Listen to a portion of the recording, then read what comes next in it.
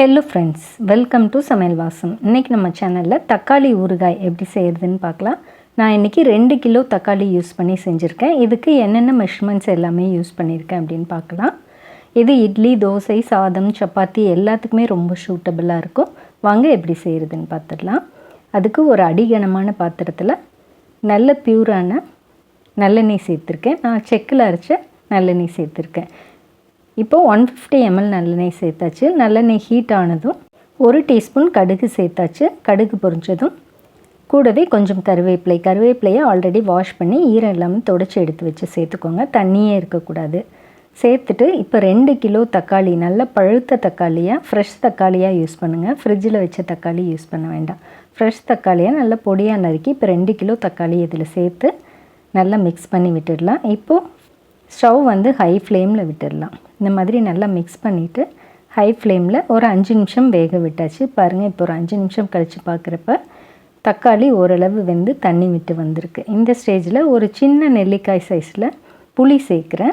Preservative பர்பஸ்க்காக தான் புளி சேர்க்குறோம். ஸோ கொஞ்சமாக சேர்த்துக்கோங்க. ஆல்ரெடி தக்காளி புளிப்பு இருக்குது இல்லையா, கொஞ்சமாக புளி சேர்த்துட்டு அந்த புளியில் இருக்க நாரெல்லாம் நீக்கி சேர்த்துக்கோங்க. சேர்த்து இது போல் மிக்ஸ் பண்ணி விட்டுட்டு இன்னொரு 5 நிமிஷம் அப்படியே குக் பண்ணுங்கள். இந்த தண்ணி எல்லாம் சுண்டி வர வரைக்கும் குக் பண்ணணும்.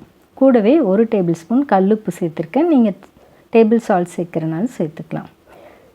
ஃபஸ்ட்டு கொஞ்சமாக உப்பு சேர்த்துக்கலாம். இந்த தண்ணியெல்லாம் வற்றினதுக்கப்புறம் தான் ஆக்சுவல் குவான்டிட்டி தெரியும். அதுக்கு தகுந்த மாதிரி நம்ம உப்பு சேர்த்துக்கலாம். இது போல் அப்பப்போ மூடி வச்சுட்டு நீங்கள் ஹை ஃப்ளேமில் வச்சுருக்கனால கண்டிப்பாக அடியிலிருந்து தொலைவி விட்டுக்கோங்க.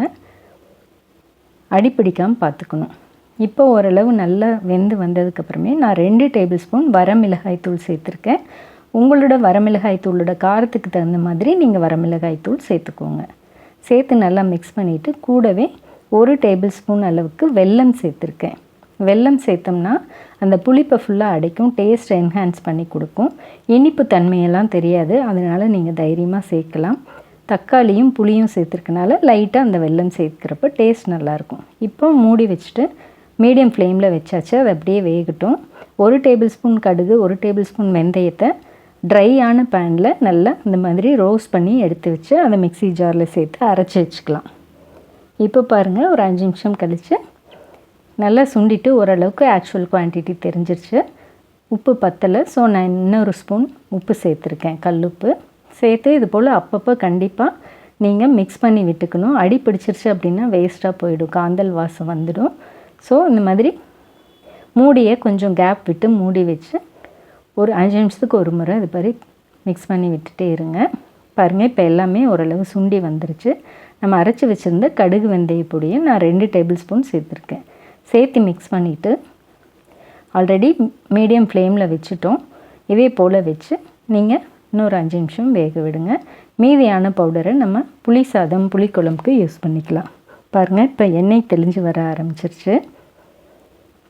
இந்த ஸ்டேஜில் நீங்கள் உப்பு காரம் எல்லாமே செக் பண்ணிக்கோங்க. உப்பு காரம் பத்தலைன்னா கூட இந்த ஸ்டேஜில் நீங்கள் இன்னும் கொஞ்சம் சேர்த்து மிக்ஸ் பண்ணி விட்டுடலாம். பாருங்கள், இப்போ நல்லா சுண்டி எண்ணெய் தெளிஞ்சு வர ஆரம்பிக்குது. கண்டிப்பாக அடிப்பிடிக்காமல் பார்த்துக்கோங்க, அதுதான் ரொம்ப ரொம்ப முக்கியம். தண்ணி நல்லா சுண்டி வரணும். அப்போ தான் தக்காளி ஊறுகாய் ரொம்ப நாள் நம்ம யூஸ் பண்ண முடியும். இன்னொரு கப் இது 75 ml பிடிக்கும் இந்த கப். ஸோ நான் இதில் இன்னொரு கப் நல்லெண்ணெய் சேர்த்துக்கிட்டேன். சேர்த்துட்டு அதை நல்லா மிக்ஸ் பண்ணிக்கலாம். இப்போ சிம்மில் வச்சுட்டேன். நான் ஸ்டவ்வை சிம்மில் வச்சு மூடி வச்சு ஒரு 2 நிமிஷம் அப்படியே விட்டுடுங்க.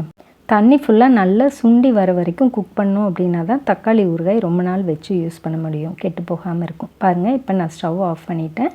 இதை மூடி வைக்கக்கூடாது. இப்படி மூடி வச்சோன்னா அந்த மூடியில் ஆவிப்பட்டு அந்த தண்ணி ஃபுல்லாக உள்ளே விழுந்துச்சுன்னா ஊறுகாய் கெட்டு போயிடும்.